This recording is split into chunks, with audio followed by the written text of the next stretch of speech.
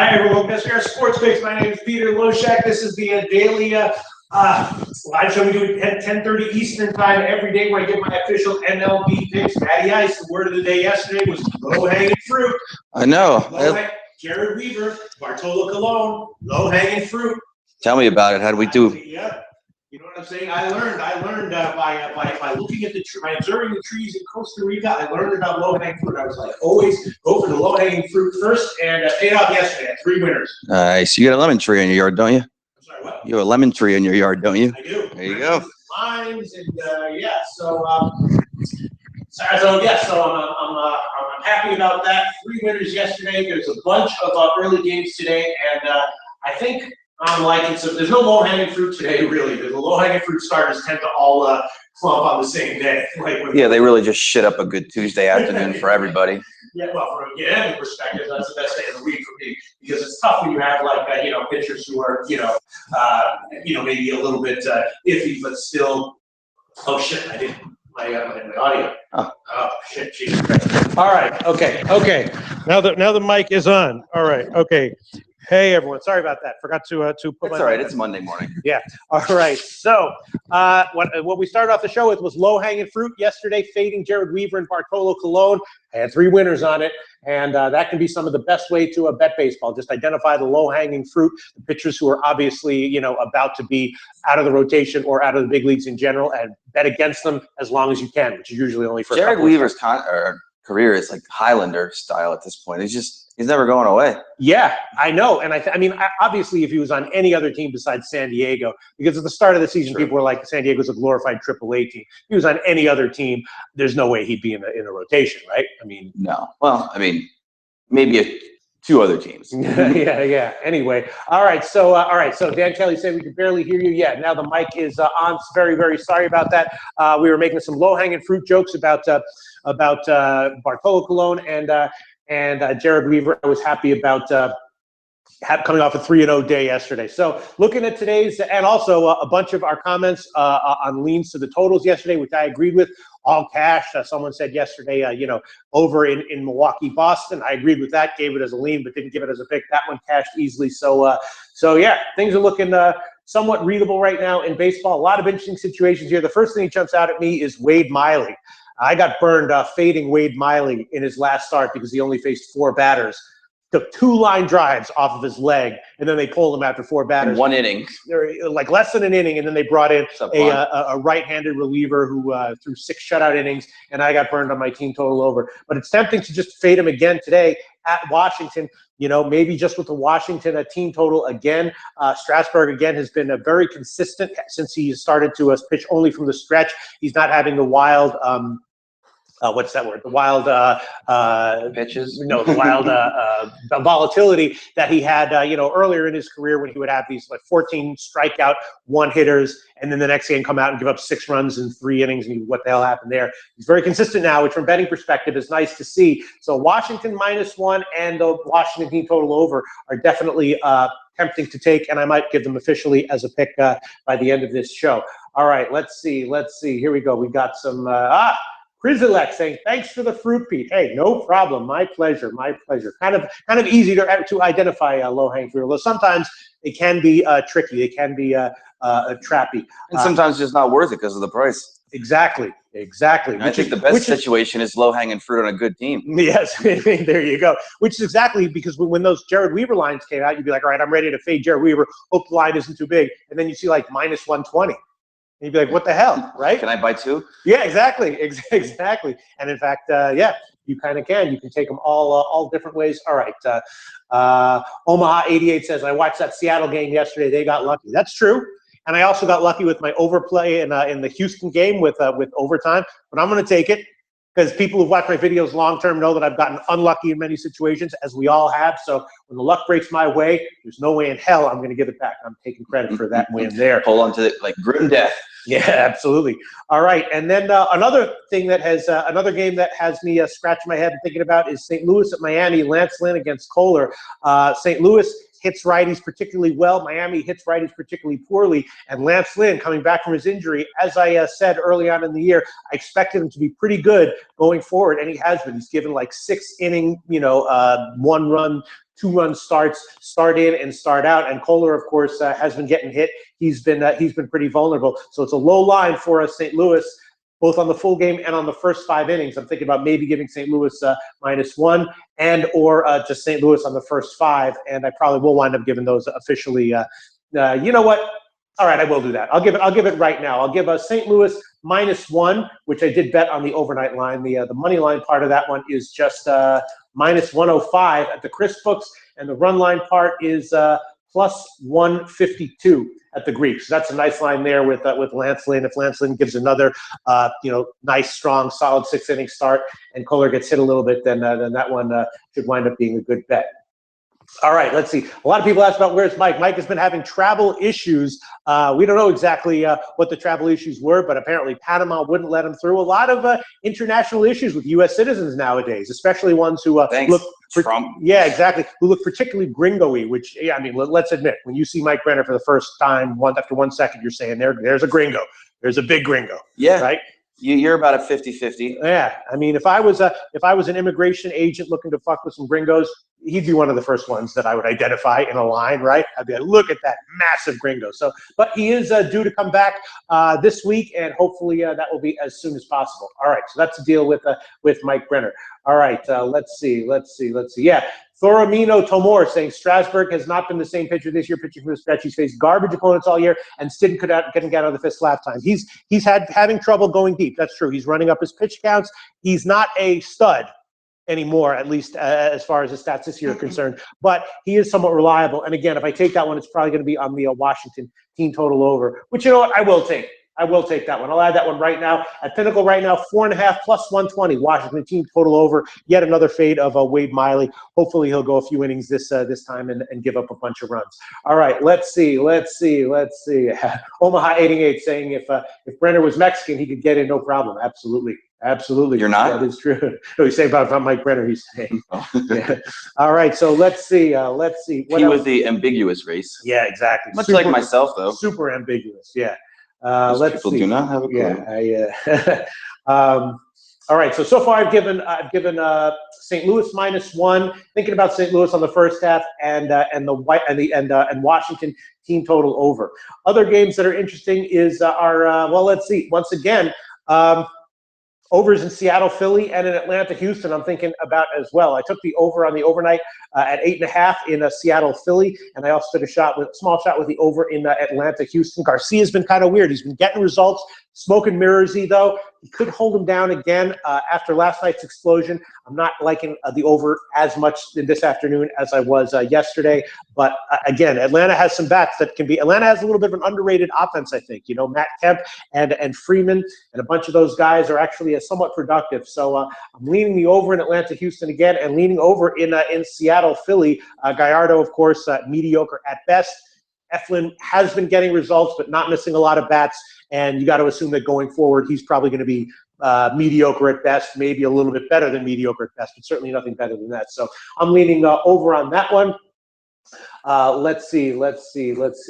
I know it's questionable, and maybe another player for Seattle might not play. Yes, that's right. He might hit the DL. Absolutely. Who's that?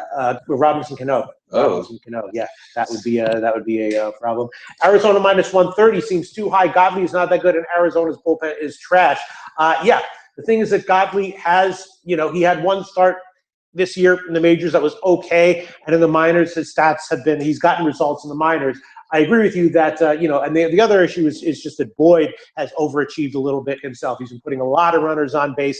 He's overall gotten good results. His ERA is under 4. He's putting a lot of runners on, and I would not expect that to his ERA staying under 4 to continue. I think he's going to have some troubles going forward, and it might start in this game. So yeah. All things considered, the line might look a little bit high. Detroit, again, is improved on defense this year, which is nice. And they made recently they're making some changes to their bullpen, which can only help because as the worst bullpen in the majors, if any changes, they can only go up. Mm-hmm. So I agree. The line seems a little bit high, but not necessarily super high. I think Boyd will get hit, and the over might be a play, except it's 10. So that's an interesting one. Foramino Tomori saying Boyd is not bad. No, he's not bad, but I think his stats right now are better than what they're going to be going forward. He's putting a lot of guys. There's no oil can Boyd, that's for sure. One of the best names in baseball history. Absolutely. And then Josh Miller saying, I think Hendricks gets blown up today. Yes, and that is one. Oh well. Wait, hold on a second. Yeah, Hendricks at Colorado. I thought I got it confused with Kendrick. I'm going to talk about the Boston-Milwaukee game in a second. That Colorado game, actually, surprisingly, I bet the under at 11 on the overnight line. I actually don't think that Kendricks is going to have a terribly bad game, and Marquez also might pitch better than he's been so far. So I'm expecting slightly less crappy starts for both the Hendricks and Marquez, and I did bet the under at 11 on the overnight line. We'll see how that one turns out. A little bit of a ballsy move, but that was a play, and I think I have solid reasoning for it. Moving on, though, to Kendrick. Kyle Kendrick starting for Boston, and he obviously one of the worst pitchers in the majors last year, going up against Chase Anderson on the other side, who started out well. Last two starts have been, subpar. Anderson is probably serviceable going forward, but not great, and I bet the over 9 on that game for sure, and let's see if there's still a 9 available. If it is, I'll give it officially. No, it's up to 9.5 everywhere. Damn. All right. So I have to think about whether I want to give that one at 9.5 or take the full game. Take the first half over on that one, which might be the way to go. But definitely Kyle Kendrick looking vulnerable today against Milwaukee, and Chase Anderson probably mediocre. It might have a good start, but I'm guessing he gives up a couple runs as well. So yeah, and Zabed Khan saying Milwaukee Boston first 5 over, which the last time I saw was 5. You know what? Let me see what I got a Milwaukee team total over question too, so we can fold right into that. Yes. All right. You know what? All right. I will give the first 5 innings over. It's 5 minus 130 at Pinnacle right now, and 5 dimes. That's a little bit high, but I will take it. Kendrick and Anderson. Hopefully, if one of those guys gets lit up, that can get to 5 all by themselves. And if both of them are just about what I would expect, each of them should give up about 3. So Boston, Milwaukee, first 5 innings over 5. And a question on the Milwaukee team total over? Yeah. I mean, that makes a lot of sense. Let's see where it is at Pinnacle right now. Yeah, 4.5 minus 131, looking very tempting. Not a believer in Kyle Kendrick at all right now. Random dog walking by. Every time Connie walks by, I wait for somebody to say something. Yeah. No, all right. So she's looking for Pete. He gives her crackers. Mm-hmm. Yes, indeed. Lance Lynn has won 4 straight since getting hammered, grinding momentum. Absolutely. St. Louis looks like a winning square bet. Yeah. I already gave St. Louis -1, and probably on the first 5 innings is also worth a shot. I did bet that one at -125. Right now it's a bunch of -115. Should I double up on that one?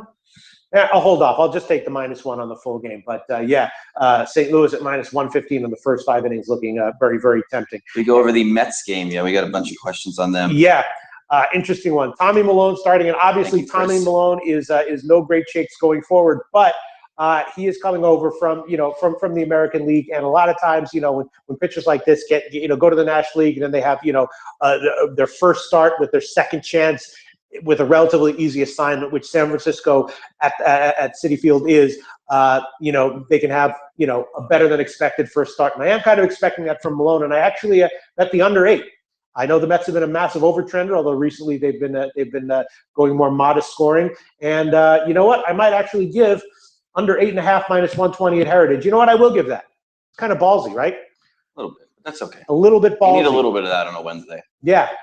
Tommy Milone. Yeah, right. He came over from Milwaukee, and he was with Milwaukee, not in the American League, but he was pitching in a pitcher's park, facing some tough lineups, and yeah.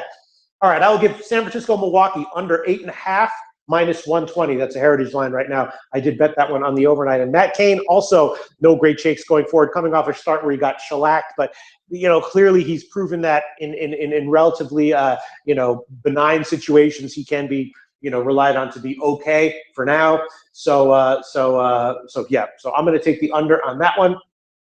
8.5 -120 San Francisco bets, and let's see. Any other questions? Let's see. Another person saying Twins can't hit lefties, Chi Sox can't hit righties. Sox and Twins under. Haven't checked the weather though. Yeah, that was something I was thinking about. Holland and Hughes. The issue is that both Holland and Hughes are guys who I think have overachieved as of right now. Hughes, he's giving up a lot of home runs. His fastball has dipped below 90. 90 miles an hour. And I think that he's going to regress going forward. And Holland, not exactly sure what's up with him, right?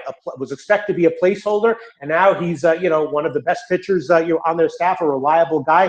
How long is that going to last? Not exactly sure, but I would not take the under on that one. If anything, I would maybe lean to the over actually at just 8 at Pinnacle. I understand why people would be looking at the under there, and I certainly don't think it's the worst bet on the board, but I'd be leaning over on that one. I'm not a big believer in Hughes going forward, and either in Holland, although all credit to respect. Well, we talked about this a few weeks ago too, but it's so strange in baseball, the kind of variance you can have year to year between a pitcher. Of course. I'll bring this example up all season with Jay Happ, who exactly. Come on, man, he had a decent season once in Philly 8 years ago.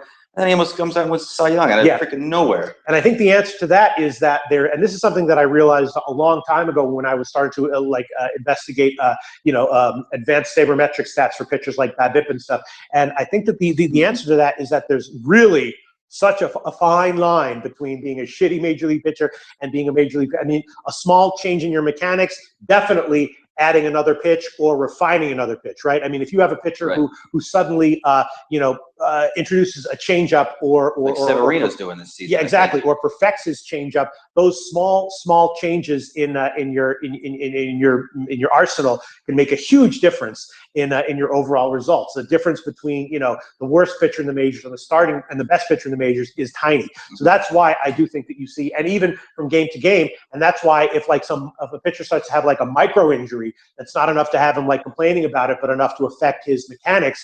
You can see he'll suddenly take a dip, and so many times I'll see a pitcher who is suddenly having problems with various pitches and getting results. And my prediction is always this guy's going to be on the DL within a month, and invariably it happens. Yeah, they'll have that 3.5 inning game, and then they'll be on the DL. Exactly, and then they're now 10-day DL, which is kind of interesting. Yeah. So I think that's the answer to that. It is worth keeping in mind when you're analyzing how these pitches are going to go going forward. So yeah, my lean on that one at 8. Would be at 8 minus 123 or 120 at the Greek would be to the over actually in Milwaukee White Sox. All right, Michael wants to know about the Dodgers game over 7.5.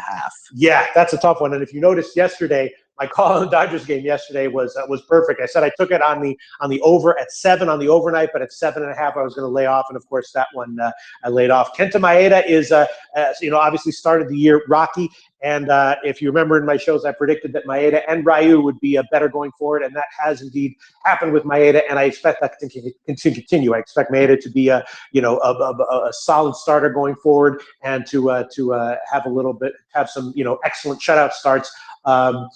Spiced in with his 6-inning 2-run start. So I'm not too jazzed about taking overs with Maeda right now. And Chad Kuhl also is a guy who's been, a little bit unpredictable up and down, but in general got results. So no, I'm not looking at the over on that one. If as of right now, I didn't make a bet on it, but if you gave me a free bet right now at 7.5, I would take the under with Maeda and Kuhl. But that's just what I would do. I might be wrong on that one.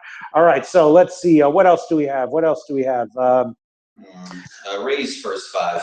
The Rays first 5. Yeah. I mean, here we go. It's exactly what we were talking about when pitchers make changes to their mechanics. Jason Hamill decided to start pitching out of the stretch, and he had a great result in his first start. Now, obviously, that's not likely to continue at that level going forward. But I definitely, all right. We have some notes being written to me here. Basically, that's a wait and see for me. I'm not gonna. There's no way in hell I'm fading Hamill at that line at minus 190 after what he did, right? And I mean, Archer is fine, is excellent, is great. But if he goes, 5 or 6 innings and gives up 2 runs, and Hamill matches that, you're not going to be happy with a bet on Tampa Bay first 5 innings at minus 200. So we want to keep you happy. Yeah, yeah. So I am. And hey, if you want to keep us happy, everybody watching on YouTube, hit that like button. I know we got a lot of people in there, and I'm sure we don't have as many likes as we got viewers. Yeah, so hit the like button if you want to do us a favor. If you want to do me a personal favor and Matty Ice a personal favor, hit that like button. All right. So yeah, if I ever run into you on the street, I'll shake your hand. Yeah, absolutely. All right. Let's see. Tampa Bay KC first 5 under. That one makes me nervous also because again. Archer's great, but he's not been lights out. He's been giving up a run or 2 here and there. And Hamill also getting good results. But if he's improving, he might give up 2 runs. I mean, a 2-run 5-inning start from Hamill would be an improvement. And so, no, I definitely don't like the first 5 innings under, although it might hit and you might have a good play there. Let's see. LOL, whatever. Let's see. All right, let's see. What else do we have here? Lei Shen saying, give me an underdog winner. All right. If I had to recommend an underdog winner today, what would I recommend? Oof. Well, the Angels. I had the Angels yesterday, and I might take a shot with the Angels again. I'm definitely vaguely liking the over on that one. And I'll tell you what, maybe a shot with San Diego as a massive underdog. Perdomo has been great against righties this year, and he has the highest ground ball percentage of in the majors, I believe. After he's been getting results after his brief stint coming back from an injury. Darvish obviously is Darvish, but still having control issues, right? Still putting guys on, and at plus 180, that might be worth a shot. So I like that. Yeah. So if I had to, that might be one of those kinky reverse run line yeah, plays. exactly. So if I had to recommend underdog play right now, I would recommend either the Angels at about plus 119, or maybe a shot with San Diego at about plus 180. Either one of those would be. I'm actually writing that one down. Tomarino Tomor says, I think best spot on the board is Milwaukee minus 125. Hendricks pitching badly, and Milwaukee should hit him hard at home. Absolutely. Henderson has been solid. Those last few starts have been shakier. But yes, I agree with you. Milwaukee on the run line might be a great bet, and I've already given the first 5 innings over on that one. The Milwaukee team total over is probably also a good bet, and I might have to give all those before this show is over officially. I might give all my leans today, Matty Ice. Big Simon asking, where's Mike Brenner? He is once again have been having. Do not fly Spirit. Yeah, he has been having immigration issues trying to get back into Costa Rica, but he will be. He is expected. He is actually now a Panamanian citizen. I'm getting an update. Right, exactly. All right, so you know what I'm going to do? I think I might just say fuck it and give all my leans Matty Ice. Now the problem is, if they all lose, then I'll be down. I might be just getting a little bit trigger happy after a 3-0 day yesterday. But I think I'm going to do that. I think I might do that. All right, so. Oh, man, Dale 04 says, heartbroken yesterday. Had a 14 parlay all on the run line, and Mariners let me down by 1 run. Dude, run line parlays are heart attack city. If you start betting, trying to get a big score with parlaying run lines, that your heart health will suffer. I don't recommend doing that for sure, especially since the run lines, you're paying higher juice in general with run lines than you would just on the regular money line. So unless you have a really good, when you're betting run lines, you're basically betting and handicapping volatility. So unless you have a really good reason to bet the run line, I would say in general tend towards sticking just to the money lines. You get better odds there, and yeah. All right, so. Let me see. I'm going to look at some other comments, answer them, and then and then I'm going to finalize my official plays for the day. Let me see. Let me see. Trout, he pitching today or playing today? Who? Mike Trout. Oh, I don't know actually. I'm gonna have to. He seems like he's day to day, and I'm gonna look at quote that. I read yesterday. I don't even. It could have been on one of our shows, to be honest. I don't quite remember, but he's one of those guys who's not going to milk an injury. If he can play through it, he will play through it. So. Yeah. Which is not that great. Well, I don't know. That's how I always did it. Yeah. Although he was, I did read a quote from him saying that he himself was saying that if he's injured, it's better for him to sit than to risk something long term. So yeah, we shall see. We shall see what the. All right, let's see. All right. Yeah, Triggs is a tricky pitcher to hit. I think seeing him twice in a short period of time is a big advantage for the Angels. Yes, I'm leaning Angels, and I'm leaning the over 7.5 on that one as well. Travis Levine saying, how do you feel about the unders in the Angels against A's? I had the over in the Angels game yesterday, and I'm leaning over again here. I agree with what Thormino Tomor said, which is that seeing Triggs for the second time might help the Angels. Chavez is hittable, and it's a low total. I'd much rather be getting 7, but at 7.5, I would take a shot with that. All right, so let's see. All right, so I'm going to let's see. I'll give all my picks. My first lean is Seattle and Philly on the over. Oof, that is a tough one. I believe it's 9 now. I believe there's no 8. No, there is an 8.5. There are some 8.5s. Okay, I'll give that one. Seattle and Philly over 8.5 minus 123. I'll give that one. San Francisco and the Mets under. I've already given that one, and the Mets on the money line is a lean, but I'm going to hold off on that one. But I've already given that one. Then Atlanta, Houston. I'm definitely leaning to the over again at 9. And I will give that one. I will give that one as well. I'll take the Greek line over 9 plus 100 in Atlanta, Houston. I'm going to hold off on the big favorite line with Houston though. Then the Cubs, Colorado. I bet the under 11 on the overnight line on the overnight, and now it's down to 10.5. I'm going to hold off on that one, but that is definitely a lean for me. Under 10.5 in Cubs, Colorado. Angels and Oakland. You know what? I will give the over on that one. Over 7.5 minus 115. I will give that one over 7.5 minus 115. I already gave the Washington team total over at 4.5.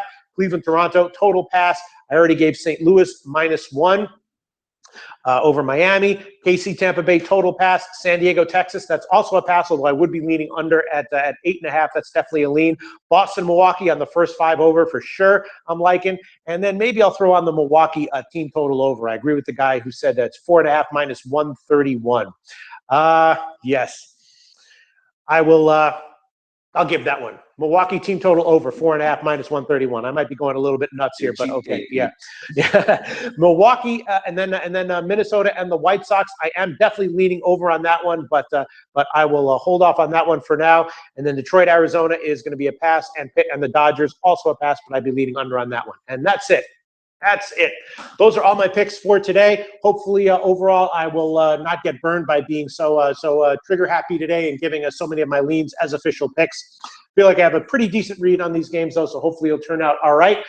Thanks for everyone who clicked like. Thanks for everyone who gave their comments. And hopefully you were, if we didn't get to your comments, I apologize for that one. Try to get to as many of these YouTube comments as we possibly I don't apologize. as we possibly can.